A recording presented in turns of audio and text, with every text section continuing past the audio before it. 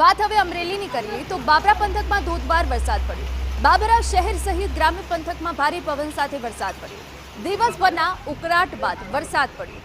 ગળકોટડી, કરિયાણા, ખાખરિયા, દરેડ સહિત ગામમાં વરસાદી માહોલ જામ્યો। વૃક્ષ ધરાશાયી થતા લાઠીથી દામનગરના રસ્તે વાહન વ્યવહાર પણ ખોરવાયો। લાઠી વહીવટી તંત્રએ કાટમાળ હટાવી રસ્તો ખોલવા કાર્યવાહી શરૂ કરી। અમરેલી શહેર સહિત તાલુકામાં ભારે વરસાદ પડ્યો છે। અમરેલી શહેરના સેન્ટર પોઈન્ટ વિસ્તારમાં પાણી ભરાઈ ગયા। ભારે પવન ફૂંકાતા વીજ પોલ ધરાશાયી થયા। પીજીવીસીએલના 50 જેટલા વીજ પોલ ધરાશાયી થઈ ગયા। 39 જેટલા ગામડામાં વીજ પુરવઠો ખોરવાયો। ધારાસભ્ય કૌશિક વેકરિયાએ પીજીવીસીએલને સૂચના આપી પંથકમાં વીજ પુરવઠો પૂર્વવત કરવાની સૂચના અપાઈ। વીજ પોલ ઊભા કરવાની કામગીરી પણ શરૂ કરાઈ છે। લાઠી, દામનગર, ચલાલા, વડિયા અને કુંકાવા વિસ્તારમાં સૌથી વધુ અસર પહોંચી છે। તો 39 જેટલા ગામડામાં વીજ પુરવઠો ખોરવાયો, પરંતુ જે ભારે વરસાદ પડ્યો તેના કારણે નીચાણવાળા વિસ્તારોમાં પાણી ભરાઈ ગયા હતા। લોકોને પારાવાર હાલાકી પડી હતી।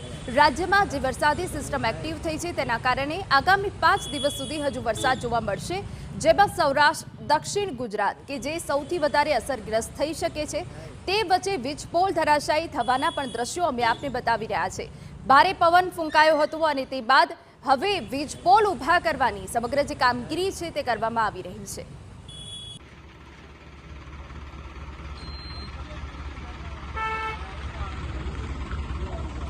અમરેલીમાં ભારે વરસાદને પગલે નીચાણવાળા વિસ્તારોમાં પાણી ભરાઈ ગયા। લાઠી રોડ અને અનેક સોસાયટી જળમગ્ન થઈ ગઈ, જેના દ્રશ્યો આપ ટીવી સ્ક્રીનમાં જોઈ રહ્યા છો।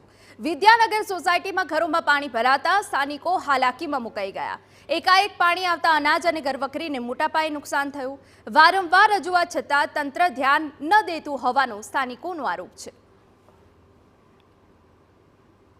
મને એટેક આવી ગયો છે। પાણી કાઢવા માટે મારે પણ પ્રેશરની કરવાની નથી, મને વજન ઉપાડવા ના પડી, તો અત્યારે હું આ પરિસ્થિતિમાં ખાધા પીધા વગરની મારી બધી દવાઓ પણ વહી ગઈ છે। હવે મારે અત્યારે કાલ સવારે ઉઠીને પેલા દવાઓ લેવા જવાની, અમારે આ બધી વ્યવસ્થાઓ કરવાની, ખાવા પીવાનું કરવાનું। હવે અમારે શું કરવાનું? હવે તો અમે ટેક્સ ભરીએ, વેરો ભરીએ, છતાં અમે નગરપાલિકાના આશરે છીએ અને નગરપાલિકાને કોઈ પણ પ્રકારની દયા ભાવના કે કોઈ એવી કોઈ સ્થિતિ એની પાસે દયા જ નથી।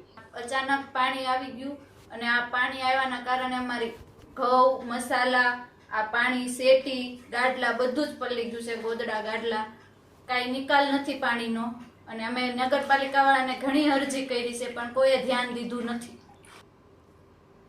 હાલની સ્થિતિ સ્થાનિકોની ચિંતા વધારી છે કે જો ચોમાસા પહેલા જ આ સ્થિતિ છે તો ચોમાસું જામશે ત્યારે શું થશે?